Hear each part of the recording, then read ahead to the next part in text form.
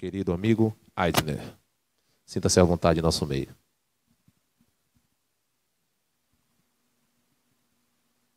Boa noite, igreja. Bom sábado.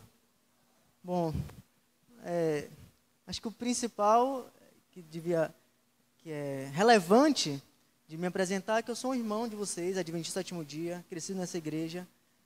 Hoje eu frequento a igreja de Vale dos Lagos, onde eu faço um trabalho com os universitários de lá.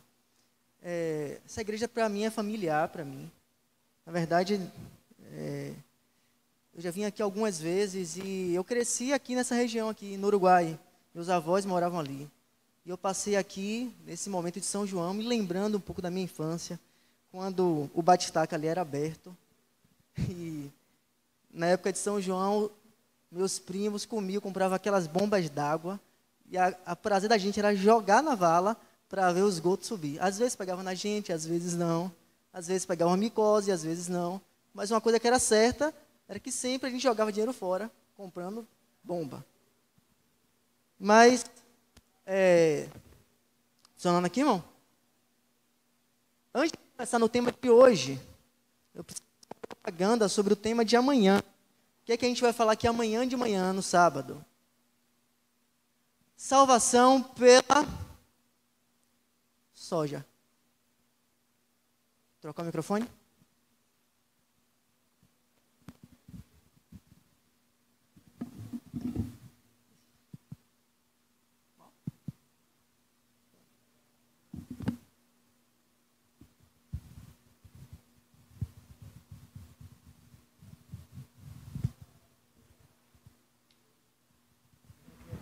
Som. Obrigado. Salvação pela soja. Amanhã a gente vai falar um pouco de reforma alimentar, de saúde. E é um tema bastante complicado, porque, em geral, os reformadores de saúde, assim como nós, em alguns setores da nossa vida, quando a gente resolve fazer alguma coisa diferente para Deus, seja uma reforma alimentar, seja fazer madrugadas de estudo bíblico, seja visitar órfãos e viúvas, nós temos uma tendência humana a inflar o nosso ego e achar que, por isso, nós somos superiores aos outros. Amanhã a gente vai falar um pouco disso aí. Qual é a minha motivação para falar nisso aí? A minha motivação é essa aqui, ó. Parece um homem na lua, né? Mas esse cara aqui sou eu frustrando um sonho que eu tinha. Um sonho que começou quando eu tinha 12 anos, 15 anos, eu comecei a fazer trilhas aqui na Bahia. Minha primeira trilha na Chapada Diamantina teve 120 quilômetros. E a partir de lá, pelo menos 3 vezes no ano, eu vinha fazendo trilhas. Hoje eu já sou um guia ali naquela área. Só que eu tinha um sonho de subir uma montanha viva. O que é uma montanha viva? Era um vulcão em atividade. E em 2013, eu tentei realizar esse sonho de subir um vulcão em atividade no Chile.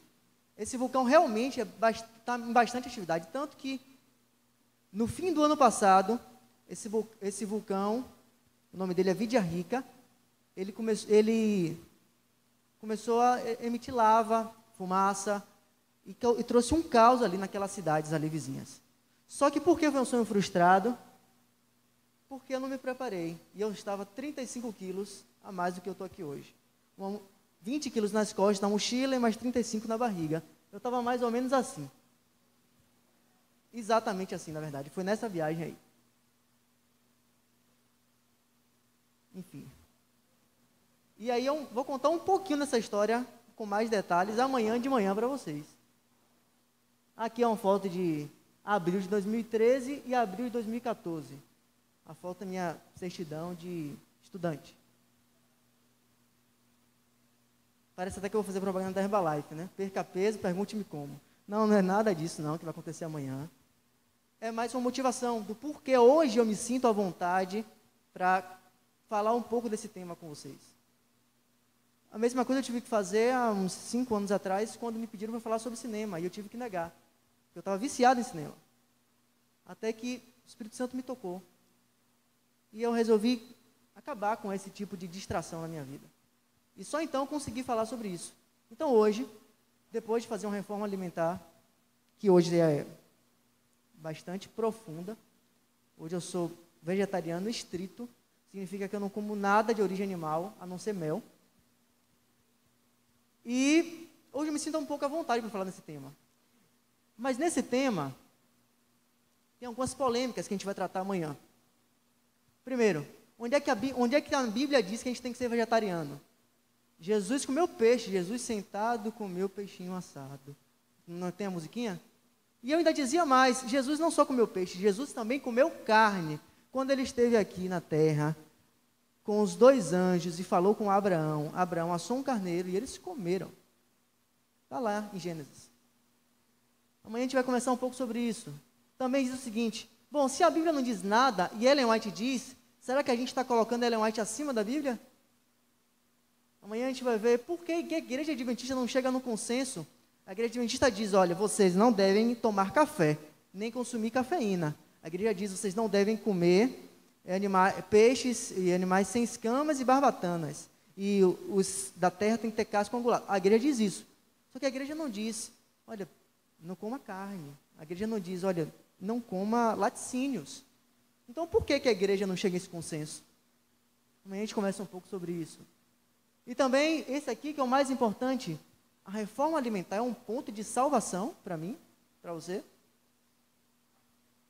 Porque esse é um tema relevante mesmo, porque é uma bandeira da igreja adventista, essa reforma alimentar. Por que alguns adventistas são conhecidos como os reformadores de saúde? Você deve ter visto alguma reportagem, nas redes sociais, até na televisão, na cidade de Loma Linda, ali nos Estados Unidos. É a cidade mais longeva, que as pessoas mais vivem no mundo.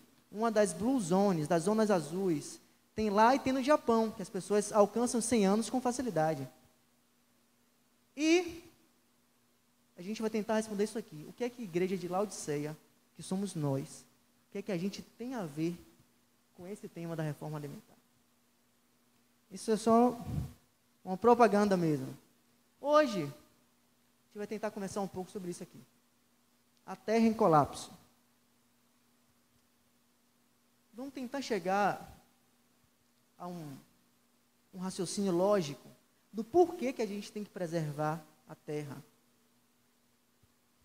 Você tem uma expressão que diz que se você já está molhado, um balde d'água não vai fazer diferença nenhuma. Se a Terra já está se destruindo sozinha, o que é que eu e você podemos fazer? Será que a gente precisa mesmo fazer alguma coisa para isso? Será que você fechar a torneira enquanto escova os dentes, vai fazer alguma diferença mesmo na proporção global? Bom, a Bíblia diz o seguinte, abra sua Bíblia, talvez tenha outra versão aí, no livro de Romanos, capítulo 8, verso 22.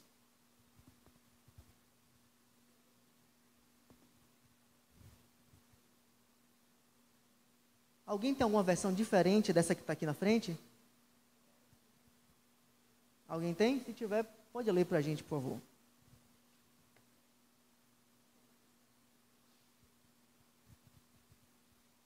Bom, se ninguém tem, eu vou fazer uma oração breve, a gente vai abrir a palavra de Deus e a gente faz a leitura. Senhor Deus e Pai, abrimos agora a Tua palavra na Tua casa. Move Teu Espírito Santo aqui, Senhor, nos esclareia o entendimento, em nome de Jesus, amém. A minha versão diz assim: porque sabemos que toda a criação, a um só tempo, geme e suporta angústias até agora. Outras versões diz assim: a criação geme e padece, como em dores de parto. Esse verso é bastante significativo, porque ele vai encerrar com um argumento que é o seguinte: as catástrofes ambientais sempre aconteceram. É verdade, irmãos. Sempre aconteceram catástrofes. Desde que Eva mordeu, aquela mordidinha na maçã, e Adão repetiu, a primeira grande catástrofe ambiental foi uma folha caindo. Para quem nunca tinha visto isso, aquilo ali era uma coisa enorme. E de lá para cá, a coisa só foi piorando. E esse verso é importante por essas frases aqui, ó. Geme como em dores de parto. Como é uma mulher em dor de parto? A dor é progressiva. A dor, ela vai intensificando com o tempo. começa mais atenuante, mais devagar, e vai atenuando, vai agravando, até que a mulher não aguenta mais, porque pela dilatação do seu corpo, do útero. Então, a natureza, a Terra, já está nesse ponto de dilatação. A ciência diz o seguinte, a Terra e a humanidade estão em perigo. Há sinais de alerta em todos os continentes. Somos todos responsáveis. Não podemos dizer que nós não sabíamos. Quem está falando isso aqui é o presidente da França, o Jacques Chirac. Já tem um tempo já que era ele o presidente. Mas o que é que ele está dizendo isso? Ele falou isso aí numa convenção de um tratado ambiental. As grandes catástrofes que eu falei, acompanhem comigo aqui, você pode lembrar de algumas aqui. Bom, a bomba atômica de Hiroshima, em 1945, você já viu alguma foto sobre isso? A bomba atômica teve um óbito de mais de 221 mil pessoas. Isso foi uma catástrofe muito maior do que a que você pode fazer diminuindo o tempo no seu banho. Você pode pensar isso. É verdade. A explosão de Chernobyl, olha aqui os efeitos colaterais da radiação. Até hoje é uma cidade fantasma, Chernobyl. Aqui no Brasil, você pode pensar, não, Japão, Ucrânia, mas aqui no Brasil a gente teve catástrofes ambientais enormes. Olha isso aqui, um incêndio na Vila Socorro. Matou mais de 500 pessoas que morreram, 93 mortos, mas fora dos registros, mais de 500 pessoas morreram por causa de um incêndio que foi causado por uma falha humana na Petrobras. Esse aqui é um caso interessante. Um acidente com Césio 137 em Goiânia. Desativaram a usina e deixaram lá o Césio 137. Acontece que 2 catadores de lixo, tentando pegar as coisas, viu um negócio brilhando. E aí, eles tiveram a brilhante ideia de levar para a cidade, brincar. E aí começou a espalhar radiação pela cidade inteira, pela curiosidade, e causou um dano enorme ali em Goiânia. Esse aqui todo mundo viu, é bem recente, não é? O rompimento da barragem de Mariana deixou mais de 1.000 desabrigados, 15 mortos, 4 desaparecidos e danos irreversíveis à flora e à fauna local.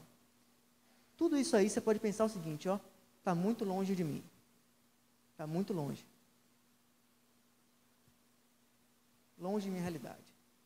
Acontece que há um ano, que se encerrou agora em janeiro, eu venho fazendo pesquisas com um grupo aqui na Ribeira, aqui perto da gente. As pesquisas ali das condições de educação ambiental naquela comunidade ali da Ribeira.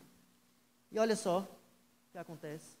Aqui nessa região da Península Itapajipana, isso aqui é foto real das marisqueiras ali, você já deve ter visto alguma vez isso aí. Acontece que nos anos 60, algumas indústrias que estavam ali, as políticas ambientais eram muito leves e a fiscalização mais banal ainda. E essas indústrias começavam a lançar dejetos no rio, dejetos e dejetos e dejetos ao longo dos anos. E hoje, só de mercúrio, tem mais de 10 toneladas aqui, no leito da península. 10 toneladas de mercúrio. O mercúrio, ele não se desgasta. Ele não vai embora. O mercúrio está no seu corpo, vai continuar no seu corpo, ele só vai se acumular até você morrer. E esse mercúrio está aqui, aqui embaixo. Vai continuar aí, o tempo todo, até Jesus voltar e restaurar a terra toda. Qual o problema disso? O problema disso é que talvez o peixe que você coma esteja contaminado com mercúrio, e você está ingerindo isso também. Isso vai ser altamente tóxico. E daqui a um tempo, pode ser quase que inevitável a gente contrair um câncer por causa disso. Por causa das toxinas que a gente vai ter, não só do mercúrio, mas de toda a contaminação dos alimentos que a gente come. Não é só dos alimentos cárneos, não. Das folhas também, dos agrotóxicos todos que estão lançados e a gente ingere. Enfim, 10 toneladas só de mercúrio aqui. Aí você pensa, não, mas eu compro o peixe do açougue. Entenda o tamanho do problema. O peixe que está aqui, não tem uma rede aqui não. O peixe que está aqui vai na Baía de Todos os Santos toda, pode até sair. Então, talvez o peixe que você coma se alimentou desse peixe aqui. Enfim, tem um risco claro de vida aí. E aí, surge então uma pergunta. Com tanto estrago que já foi feito, que relevância tem eu ter práticas ecológicas na minha vida? Você não vai causar, tenho certeza, eu estou afirmando isso. Você não tem condição sozinho de causar tanto impacto quanto aqueles desastres ali.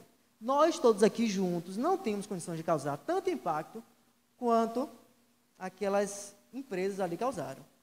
Mas então, por que então a gente tem um dever moral, religioso, não sei, de preservar o meio ambiente? Para responder essa pergunta, a gente precisa entender um conceito. O conceito de pegada ecológica. O que é pegada ecológica? Bom, isso aqui é uma pegada de uma galinha. Quando você anda na praia, você percebe que quando você pisa, você deixa para trás um impacto, uma pegada, que logo vai sumir. Mas na natureza, nem sempre é assim. O seu impacto, o seu dano pode perdurar por vários anos. E esse conceito de pegada ecológica é justamente isso. É a gente tentar calcular, de acordo com os nossos hábitos de consumo, o quanto que você causa um impacto no meio ambiente. Olha aqui o conceito. É para medir a utilização pelo homem dos recursos naturais do planeta. Alguns recursos naturais do planeta não são renováveis, vão se extinguir mesmo. Por exemplo, madeira. Madeira é um recurso renovável. Razoavelmente renovável. Você pode derrubar uma floresta, plantar outra. Vai demorar algum tempo para que essa outra floresta nasça. Mas isso pode ser feito. Mas outros recursos do nosso planeta não são tão renováveis assim. Por exemplo, o petróleo não é tão renovável assim. Há um prazo para o petróleo que há no mundo se acabar. Aumentou esse prazo com a descoberta do pré-sal. Mas alguns recursos não são renováveis. Olha aí o que é que inclui esse negócio de pegada ecológica. Inclui a cidade e a casa de onde você mora. Se você morar no interior, você está dizendo no interior, você vai ter um impacto muito menor do que você morando aqui em Salvador. É óbvio, se você pegar um ônibus para ir da sua casa para o trabalho, você vai estar poluindo mais do que se você for de bicicleta no interior, ou se for andando. Os móveis que você tem impacto, sim. As roupas que a gente usa, o transporte que usamos, o que a gente come, o que é que a gente faz nas horas de lazer, os produtos que a gente compra. Bom, esse conceito vem junto com outro conceito que é um pouco mais complexo, é o conceito de água virtual. O que é água virtual? Água virtual é a água que está embutida nos produtos, nos alimentos. Olha só, tem um cálculo aqui que vamos tentar entender aqui. Olha, o que seria uma pegada de água? A pegada d'água. É a somatória de água utilizada na alimentação, mais toda a água que aquele produto vai consumir. Por exemplo, 1 quilo de bife de boi. Como é que a gente entende quanta água que aquele quilo de bife de boi usou? Você pode pensar, nenhum. Só vou botar lá na panela, botar o óleo, acabou. Beber uns 500 ml para descer, nenhum. Mas olha aqui o que é que está em conta. Está em conta o seguinte, um animal, para gerar o bife, ele vai ter mais ou menos 3 anos de vida, até que ele esteja no ponto do abate. E nesses 3 anos, quando ele estiver nesse ponto do abate, o animal inteiro, ele vai dar mais ou menos 200 quilos de carne, esse boi. Todo tipo de carne vai ser extraído dele. Tudo ali do boi vai ser aproveitado. Absolutamente tudo do boi. Tudo. Do couro, vai se fazer roupa, sapato. Dos ossos, vai triturar também para colocar nos embutidos, nas salsichas. Tudo vai ser aproveitado ali. Até as tripas do boi vão ser aproveitadas para colocar em alguns alimentos embutidos. Você quer ver um alimento embutido que vai estar as tripas do boi? Empanados, os nuggets ali, esses empanados todos ali. Leia, para você não pensar que é coisa de minha cabeça, leia o finalzinho ali o rótulo, os ingredientes. Você vai ver, quando você lê assim, miúdos, é isso aí que está falando. Enfim, o boi com 3 anos de abate, ele vai lhe dar 200 quilos de carne. E aí como é que chega nesse cálculo? Ele vai levar em conta o que é que o boi come. Esse boi sozinho vai comer quase 1 tonelada de grãos, 1 tonelada e 300 quilos de grão de soja e de outros grãos. Só que para fazer esses outros grãos, você precisa de água para crescer esse grão. Mais disso, o boi vai precisar de quase 7 toneladas de pasto para comer. O boi vai beber 24 metros cúbicos de água. Enfim, com todo esse cálculo aí, para produzir 200 quilos de carne de boi, se gastou mais ou menos 15 mil litros de água. 200 quilos de boi. Outros alimentos, olha aqui. Para fazer 100 gramas de chocolate, precisou de 2.400 litros de água. 100 graminhas de chocolate. É toda a água no processo, para o cacau crescer, para as outras coisas crescerem. A gente vai causando impactos no meio ambiente. 1 quilo de açúcar refinado, ele vai gerar 1.500 litros d'água. Um hambúrguer, 2.400 litros d'água. Uma folhinha de papel, uma folha, uma página em branco, 10 litros de água. E aí que tá, olha só. Uma dieta básica de carne, você vai estar impactando mais ou menos 4.000 litros de água virtual por dia. Já numa dieta com menos carne, dieta vegetariana, você impactaria 1.500 litros de água por dia. Você vê que o impacto já diminui bastante. Qual é a relevância disso? Hoje já se sabe que para a gente manter os hábitos de consumo que a gente tem, a gente precisaria de 3 planetas Terra para a gente manter isso nos próximos anos. Ou seja, vai chegar um ponto na história da humanidade, talvez seja na geração dos meus filhos ou dos meus netos, em que a nossa geração aqui, vai ter destruído tanto que eles não vão ter mais com o que destruir. Então, eles vão ser obrigados a mudar o estilo totalmente de vida.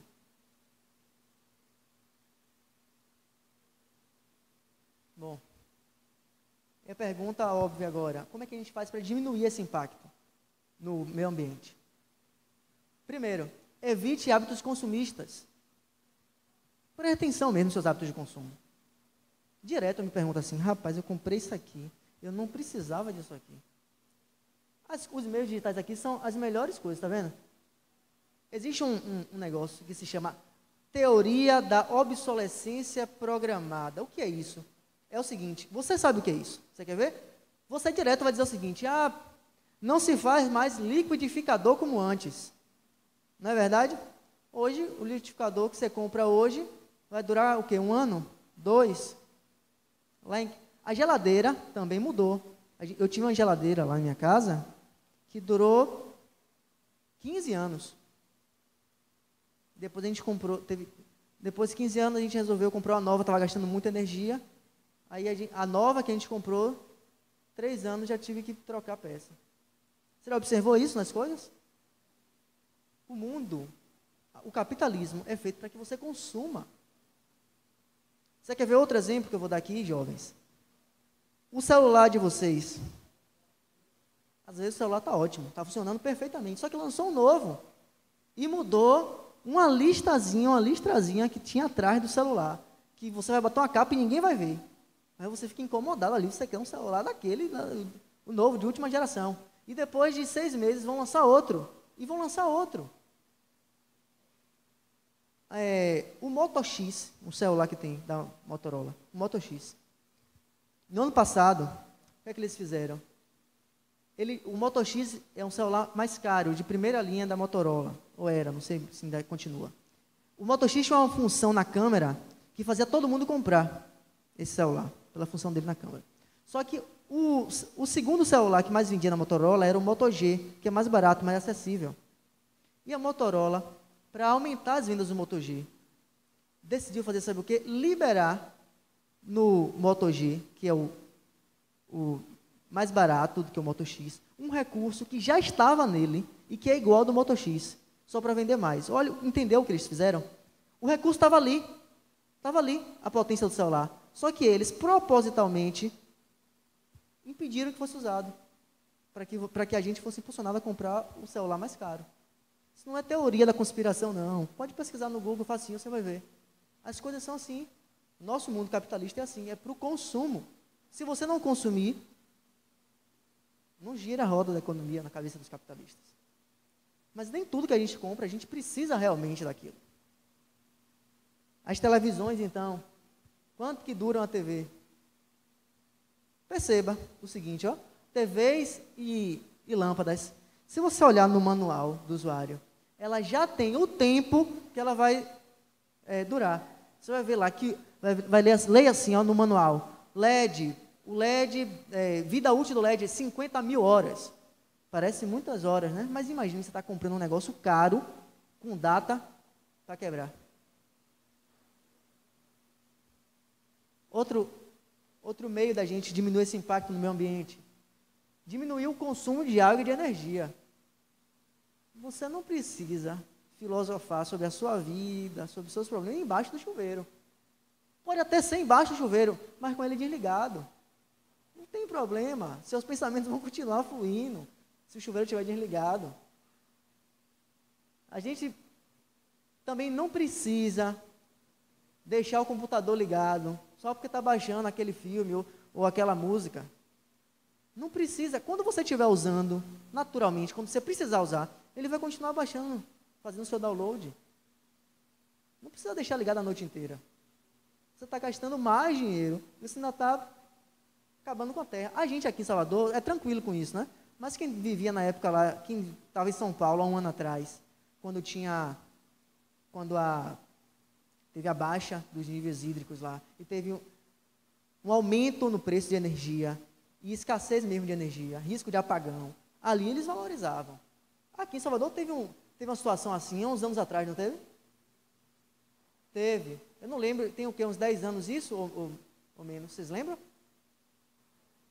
É, mais ou menos isso. Eu lembro que a Coelba, na época, dava um desconto para quem gastasse menos. Eu lembro bem disso, eu lembro porque teve uma conta lá de casa, que de R$200 a gente chegou a pagar 50 centavos com esse desconto.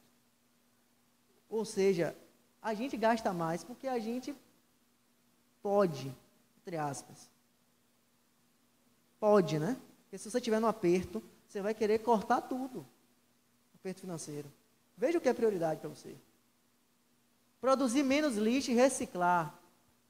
Você quer ver um exercício disso aqui? Não preciso explicar esse gráfico todo aqui, não. O gráfico é bonitinho, está colorido aí. Mas você quer ver um negócio interessante? Quando você estiver passeando no shopping, sente na praça de alimentação. E só observe o tanto de embalagem que tem nas coisas. A gente compra um negócio que é desse tamanho aqui, e a embalagem é desse tamanho aqui, da comida. É impressionante isso. Você está pagando pela marca e está pagando pela embalagem. Entendeu? É um negócio impressionante. Para você quer ver isso de um modo mais palpável? Como é que você acha que a Subway consegue manter preços um pouco mais baratos que o McDonald's? Diminuindo a embalagem, mudando o fornecedor. A gente paga muito pelas embalagens que a gente consome. Você quer ver um meio aqui mais prático disso aqui? Que a gente não costuma, aqui em Salvador, a gente não costuma fazer isso. Só em alguns mercados atacados que a gente faz. Você levar uma sacola quando for fazer compra. Mas aqui, como é que a gente pensa? Não, ainda vai ser o saco do lixo, né? Vou levar, ainda vai ser o saco do lixo. É assim que a gente pensa. Não precisa a gente gastar tanto, impactar tanto, gente. Pequenos hábitos assim, se todo mundo fizer, vai melhorar. E se não melhorar o mundo inteiro, melhora a sua consciência. Essas 3 palavrinhas aqui, ó, resumem a situação toda. Reduza o consumo, reuse na medida do possível. Você não precisa reciclar o papel higiênico, né? Usou, pode descartar. Embora eu conheça, eu tenho um amigo meu que ele é radical com isso. Ele compra papel higiênico dupla face, pega a dupla face, divide em 2 e enrola de novo. A gente não precisa chegar nesse ponto. Mas reusar algumas coisas são interessantes. Você, por exemplo, um copo descartável. Adote um copo descartável. São tão carentes os bichinhos. Você compra, bebe uma aguinha, quer jogar fora, fique com um copinho. Ele aguenta um tempo em sua mão. Adote ele por uns dias aí. O dia que você começar a cheirar mal, não sei, você joga fora. E aqui, ó, recicle. A reciclagem é um negócio complicado. Aqui em Salvador, realmente, a gente é muito eficiente nisso. Primeiro porque as pessoas não, a gente mesmo, não sabe o que é reciclagem. Eu mesmo não sei as cores. Né? Tem aquelas cores todas. Se não tiver escrito, eu não sei o que é. E além de quando tem, às vezes o povo mistura tudo, né? Qualquer um joga lá. E aí quando a cooperativa de reciclagem vai pegar para separar, tá ali o papel todo molhado. Aí já estragou. Molhado de suco, de outros dejetos orgânicos que a gente joga. A dieta. Mudar a dieta. Olha só aqui, ó. O que é que a ONU, a ciência está dizendo? Olha só, os ambientalistas. A ONU recomenda a mudança global para a dieta sem carne e sem laticínios. Isso aqui, esses pontinhos brancos aqui, ó. É uma fazenda de pecuária, é gado isso aqui. Por que mudar a dieta? Pelos motivos que a gente já falou, e por isso aqui, os ruminantes, os animais ruminantes produzem metano. O metano que vai produzir o aumento de gás carbônico e vai virar gás metano depois e vai causar um estrago na camada de ozônio. Esse estrago que causa na camada de ozônio vai fazer com que os raios cheguem com mais violência na Terra e, de modo mais direto, lá na frente vai dar um câncer de pele na gente. Parece que tudo é câncer, né? Mas é mesmo, tudo é câncer. Do jeito que as coisas estão. E agora a pergunta para mim e para você, que veio aqui nessa noite, está na igreja, na casa do Senhor, para ouvir isso aqui. Esse mundo, segundo a própria Bíblia, jaz no maligno, pereceu nas mãos do inimigo. Cristo vai vir restaurá-lo, amém? Isso é um fato, meu irmão. Se Cristo está vindo restaurar o mundo, então a pergunta, então, eu quero que o mar pegue fogo para comer peixe frito. Jesus está vindo restaurar mesmo, bora adiantar, destruir tudo, para ele voltar mais rápido. Será que esse pensamento está certo? Será? A lógica mesma dessa aqui, ó. A mesma lógica. Digamos que você alugue uma casa e faça um contrato para alugar essa casa de 1 ano. Geralmente se faz de 3 anos, mas o seu contrato é de 1 ano para alugar essa casa. Você sabe que em 17 de junho de 2017, você tem que entregar a chave da casa para o dono da casa, proprietário. Tem lógica, então, só porque você vai entregar a casa daqui a 1 ano, você acabar com a casa toda, você viver num chiqueiro por 1 ano, nunca lavar a casa, nunca varrer, fazer pichação pela parede, comer, em vez de limpar, lavar a mão, você espalha na parede. Tem lógica fazer isso? Não. Por quê? Você vai morar na casa por 1 ano. Não é isso? Ainda que a casa não seja sua, ainda que você tenha que devolver, você vai morar lá por 1 ano. É a mesma lógica disso aqui, ó. Que sentido tem a gente destruir a terra se a gente está morando aqui? Não tem sentido. O que é que a Bíblia diz sobre isso? A Bíblia vai dizer várias coisas. Olha, primeiro, abra sua Bíblia aí em Gênesis 2.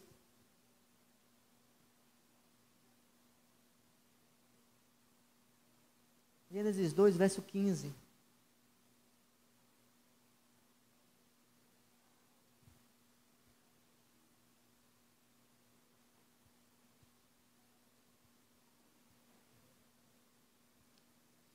Gênesis 2, 15 diz o seguinte: Tomou, pois, o Senhor Deus ao homem e o colocou no jardim do Éden para o quê? Cultivar e guardar. Eu sei, vocês sabem, que aquele Éden, aquele jardim, ele subiu. Ele foi transladado, está no céu, está guardado lá. Mas o Éden era uma porção do planeta Terra. Adão e Eva, nossos primeiros pais, eles eram os mordomos do jardim. Assim como você tem uma herança cristã com Adão e Eva, assim como você disse que você é filho de Deus, porque Deus criou Adão e Eva, você também, além do bônus, do benefício, da parte boa, de que Jesus te criou, como ele criou Adão e Eva, você também tem os deveres que eles tinham. Nós temos o dever de proteger o jardim, igualzinho eles tinham. Se não é fácil, né? A gente só quer a parte boa. A parte boa de que o Éden vai voltar e a gente vai morar no céu, tudo lindo. Mas se você não sabe, se você não tem amor à natureza aqui, que lógica tem em Deus te chamar para um lugar puro, limpo e perfeito, se você é um destruidor? Que lógica que tem? Se você é um destruidor, o Éden não vai ser um lugar agradável para você. Se você não ama a natureza, os animais mesmo. Tem gente que é perversa com os animais, isso machuca alguns, e machuca a Deus também. Se você tem esse traço ruim de caráter no seu coração, ore. Porque se isso continuar no seu coração, o Éden vai ser um lugar chato para você, entediante, porque vai ser perfeito, não vai ter essas coisas ruins. A Bíblia, em Apocalipse, abra sua Bíblia, Apocalipse 11, verso 18, João teve uma revelação que é um pouco mais direta para a gente, quanto ao nosso dever ambiental. Apocalipse 11, verso 18.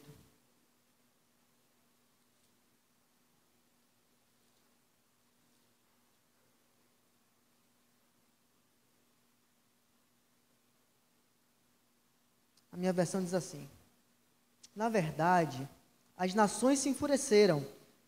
Chegou, porém, a tua ira e o tempo determinado para serem julgados os mortos, para se dar o galardão aos teus servos, os profetas, aos santos e aos que temem ao teu nome, tanto os pequenos como os grandes. E a última parte, olha só, para que Jesus está voltando: para destruíres os que destroem a terra. Para mim, isso aqui está bem direto. Para mim, a palestra inteira podia ser resumida nesse verso aí. Por que a gente deve ter alguma preocupação com o meio ambiente? Porque é do interesse de Deus e porque a justiça dele vai ser também para destruir os que destroem a terra. Aquelas imagens lá que a gente viu no centro, daquelas grandes catástrofes, vai ter justiça divina para eles também. Ainda que esses camaradas não sejam presos aqui pela justiça humana, ainda que alguns sejam nos seus palácios, vai haver justiça divina para esses camaradas. Quem está falando isso aqui é o próprio João, que em visão foi revelado. E mais, abre a Bíblia aí mesmo em Apocalipse, o capítulo 7. Apocalipse 7, o verso 3.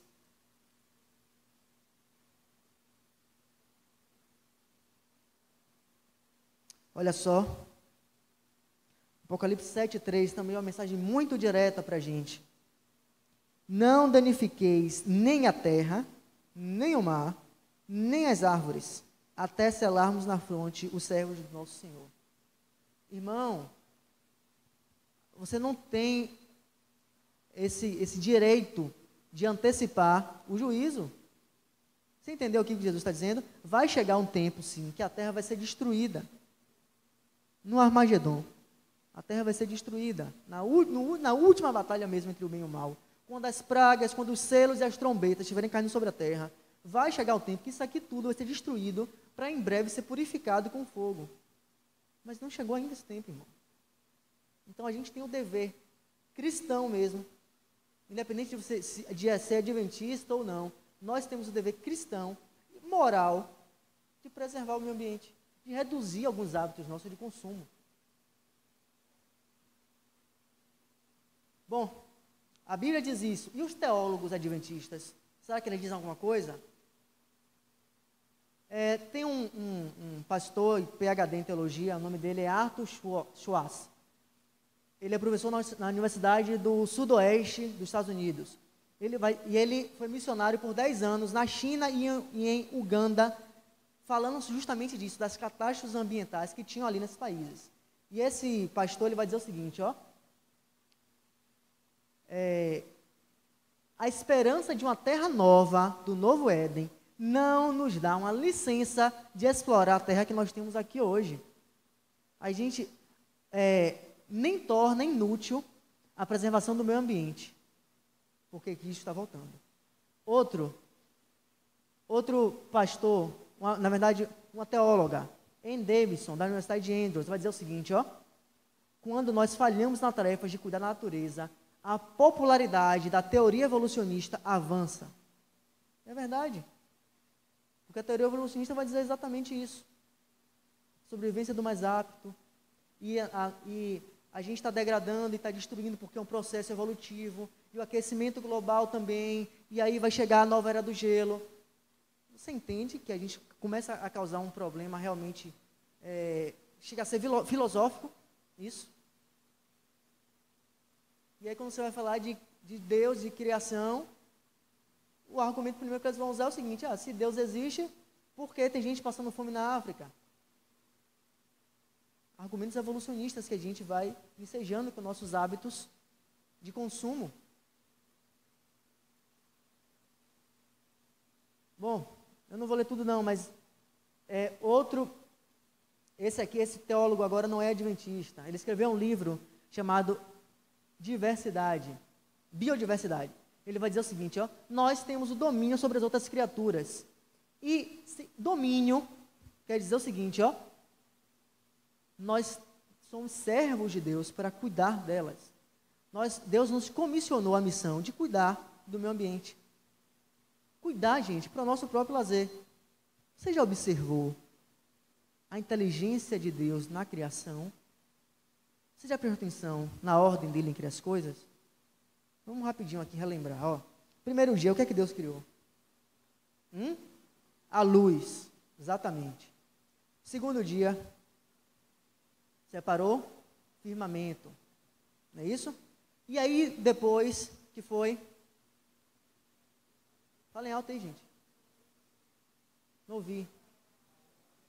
A parte seca, isso, separou águas de cima, águas de baixo. Perceba o seguinte, depois Deus vai criar o quê? A erva do campo, isso. Olhe só a lógica de Deus, é o seguinte, Deus está criando o meio ambiente para que as coisas sobrevivam. Você quer ver uma coisa? Quando a terra era sem forma e vazia, se Deus tivesse criado ali, naquela hora ali, uma flor, tinha condição? Não tinha condição. Se Deus tivesse criado tudo, mas não tivesse criado as ervas do campo, e tivesse criado os animais que ele criou no 6º dia, ele tivesse antecipado, teria condição, o animal ia comer o quê? Nada, ia morrer. Você entende que tem uma lógica na criação? Você quer ver outra coisa?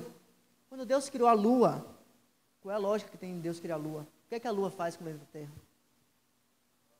Controla as marés.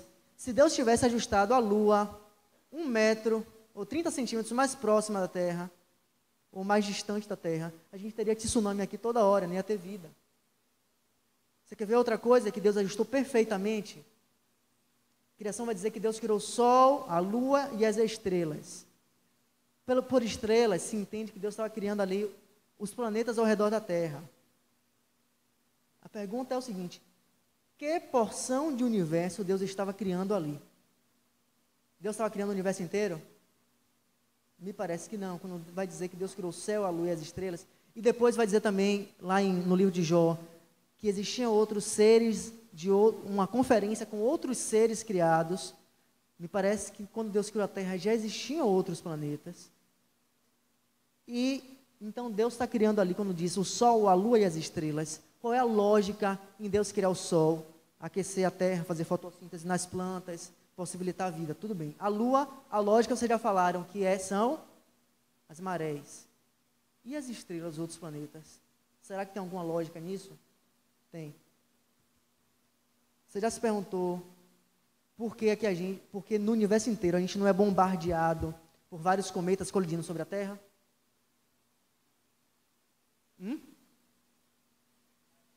Tem vários planetas ao nosso redor. E não é porque bate nos planetas. Esses planetas ao nosso redor têm um campo gravitacional. Os planetas maiores têm um campo muito maior. Saturno tem um campo enorme ali. Netuno também tem um campo enorme gravitacional. O que acontece? Quando vem um asteroide ali, aquele campo gravitacional suga eles e tem vida aqui na Terra. Qual é a lógica disso tudo? Deus estava criando uma atmosfera, um sistema perfeito para a minha vida e para a sua. Um sistema tão perfeito que se passaram quase 6.000 anos de pecado, de degradação no meio ambiente. E a Terra não entrou em colapso. 6.000 anos de pecado, e você pode ter um dia cansativo como for. Pode ser um dia intenso na sua vida.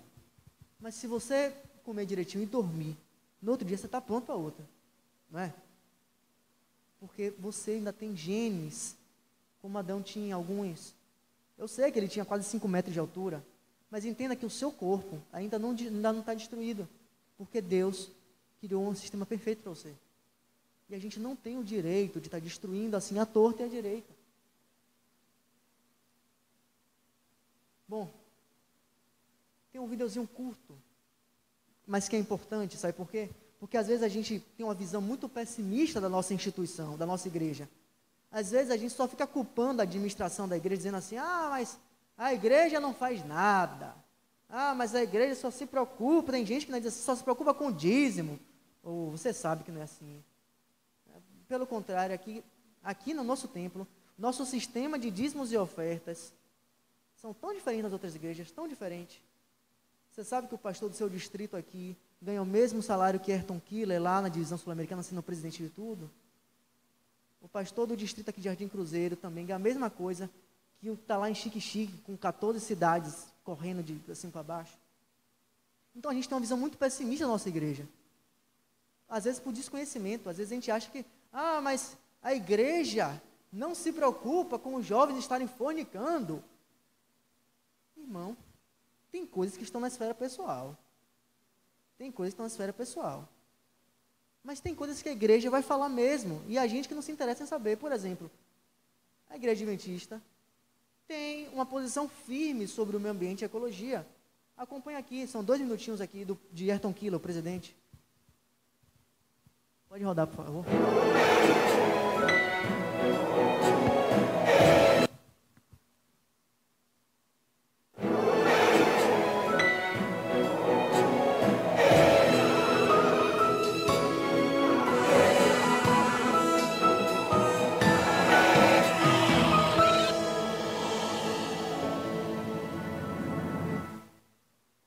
É comum nos dias de hoje ouvirmos as pessoas falarem em desequilíbrio do ecossistema, extinção de animais e plantas, mudança climática, aquecimento global e outras dificuldades relacionadas com o meio ambiente.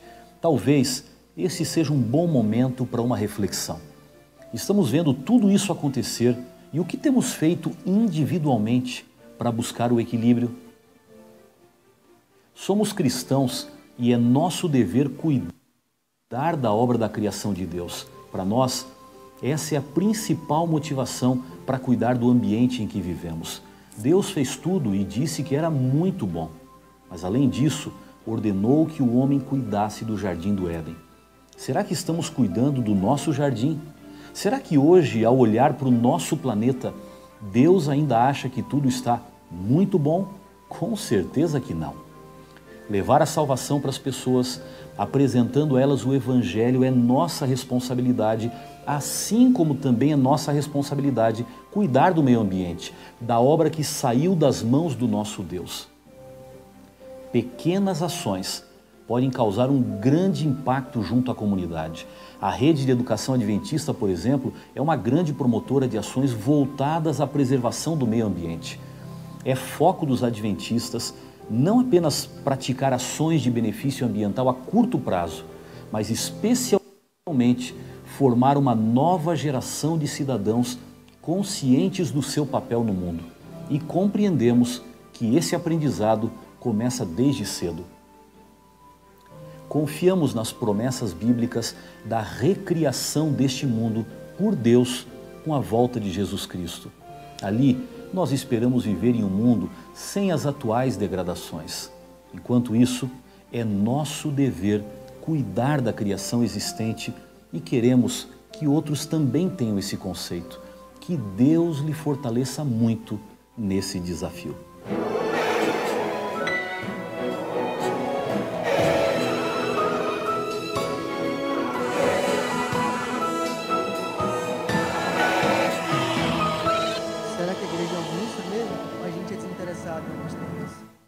Será que a gente não fica preocupado com coisinhas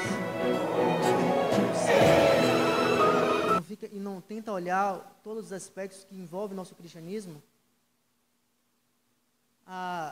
Cuidado com o meio ambiente está no DNA, na genética dessa igreja, da igreja adventista. Você faz parte da nossa filosofia, de nossa missão. Duas coisas, a mensagem de saúde e o sábado, e o advento de Jesus. O que é que tem a ver o meio ambiente com a reforma de saúde? Tudo. Você já ouviu falar nos 8 remédios naturais? Então, precisa de um meio ambiente equilibrado para você ter aquilo ali, para você ter uma vida saudável. Olha, por fim, a gente vai se perguntar o seguinte: será que o Espírito de Profecia diz alguma coisa sobre esse tema? Olha só, Testemunhos para a Igreja, volume 8, vai dizer o seguinte: embora o pecado tenha manchado a beleza e a forma das coisas da natureza, embora nela se vejam traços do trabalho do príncipe das trevas, ainda assim ela é a fala de Deus.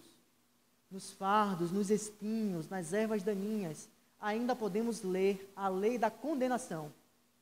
Mas, na beleza das coisas naturais e em sua maravilhosa adaptação às nossas necessidades e felicidade, podemos aprender que Deus ainda nos ama, que a sua misericórdia ainda é manifesta ao mundo. No livro Minha Consagração Hoje, olha só o que vai ser dito de modo bem direto: a natureza é o médico de Deus. Ellen White vai escrever isso se referindo ao ar puro, à luz solar, às belas flores, ao jardim e aos 8 remédios naturais. No livro Conselhos sobre Saúde, ela vai dizer o seguinte, o Espírito de Profecia, melhor dizendo, vai dizer o seguinte: as coisas da natureza são bênçãos de Deus, providas para comunicar saúde ao corpo, à mente e à alma.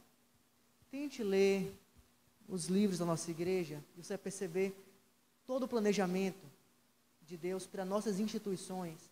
Tente ler Testemunhos para a Igreja. Você vai perceber que ali tinha indicações claras, assim como Deus deu para Noé na arca. O Espírito de Profecia deu também para a gente hoje, sobre as nossas instituições. As primeiras instituições adventistas de saúde, que surgiram foram as de saúde.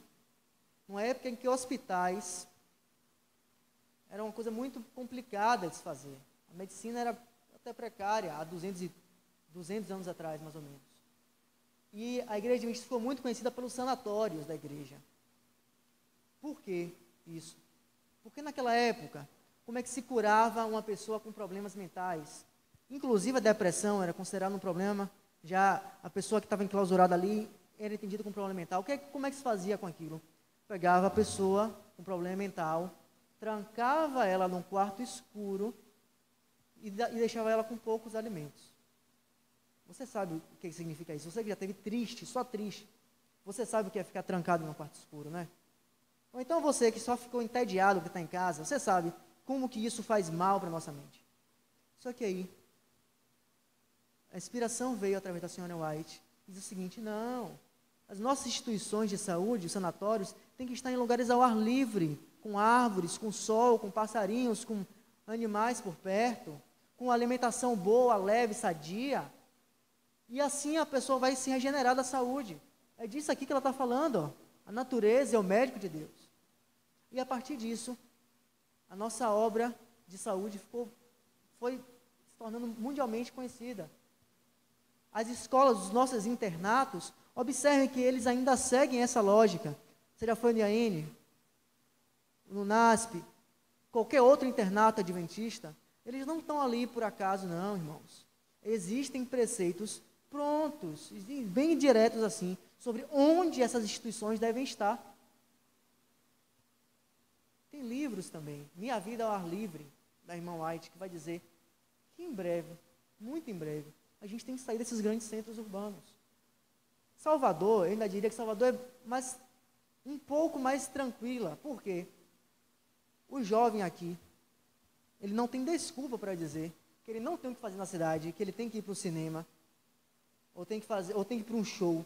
Ele não tem essa desculpa de não ter o que fazer e tem que ir para esses lugares. Sabe por quê? Porque aqui a gente é muito abundante de natureza. A gente tem a maior costa do Brasil na cidade, Salvador. Pega aqui daqui da Ribeira, ou não, de lá do subúrbio até lá Itapuã. Enorme isso. Você tem praia que é de graça aqui mesmo dá para a gente ir andando na praia. Isso é o lazer que Deus deixou para a gente. Você tem parques aqui em Salvador também. Você pode ir de graça, ver o pôr do sol. O Parque de Bituaçu, agora reformaram o Parque da Cidade. tanto meio para a gente contemplar mesmo a criação de Deus. Às vezes você nem precisa entrar, só olhar, já vai lhe dar uma paz, já vai te lembrar um pouco, te reconectar com o Criador.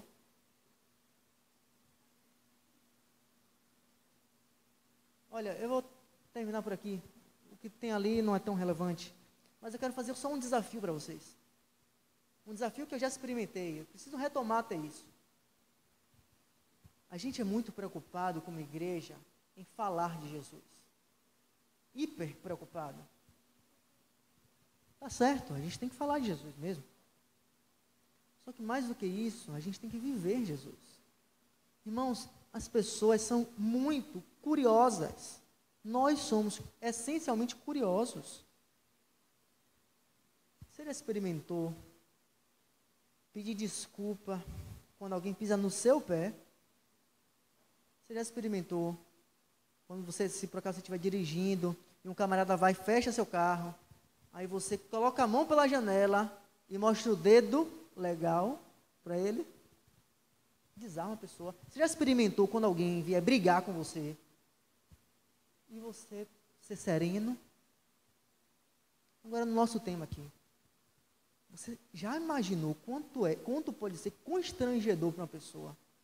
Imagine você estar aqui num local aberto, público, a pessoa do seu lado pega uma embalagem de bala e joga no chão.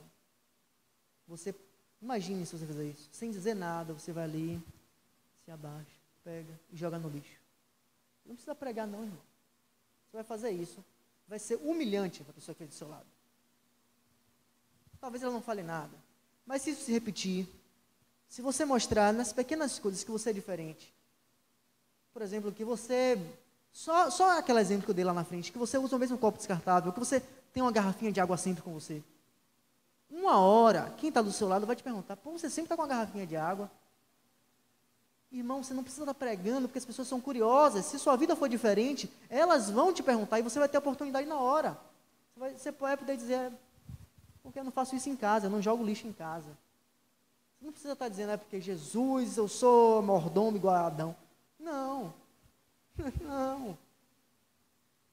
Só diga, eu ando com a garrafinha de água porque faz bem beber água. Você já bebeu água hoje? Quer um pouquinho? Só isso, irmão. A gente não... Ser diferente, como a Bíblia diz, não é ser estranho. Tem gente que entende, é esquisito, né? Ser diferente não é ser estranho. Mas ser diferente é você exalar o perfume de Jesus. Nas pequenas coisas, sabe? Começando assim, pela balinha, pelo lixo que você vai dividir. Ainda que lá não leve em sua frente outra pessoa lá que vai reciclar. Ser diferente é ser como Jesus. Pense como ele seria diferente. A gente vai continuar a programação. Eu quero fazer uma oração aqui, antes de continuar a programação, sobre esse desafio que a gente tem na nossa vida. Eu sei que muito disso aqui vai ficar só na teoria. Muito disso aqui, né? Eu sei que vai ser difícil você olhar para um bife e pensar assim, pô, 15 mil litros de água, eu vou comer. Não é bem assim que vai acontecer. Mas, irmão, você pode tentar nas pequenas coisas ser diferente. Comece com isso. Comece não jogando as coisas no chão. Comece tendo saúde você mesmo, sabe? Você já imaginou alguém no seu trabalho dizer assim, rapaz, você nunca adoece, qual é o seu problema? Não, irmão, não tem problema nenhum, não. Não, sou só saudável mesmo. As pessoas são curiosas. Se a gente for diferente, elas vão chegar até a gente. Vamos fazer uma oração nesse momento, para pedir forças a Deus para que a gente seja essa diferença. Senhor Deus e Pai, aqui estamos, Senhor. Queremos pedir ao Espírito Santo força, Senhor, e entendimento para que a gente possa ser luz para esse mundo escuro. Para que possamos ser mordomos, Senhor, do Teu jardim. Queremos pedir inspiração, Senhor Jesus, para que a nossa vida possa ser um testemunho para o mundo aí fora. E queremos pedir, Senhor,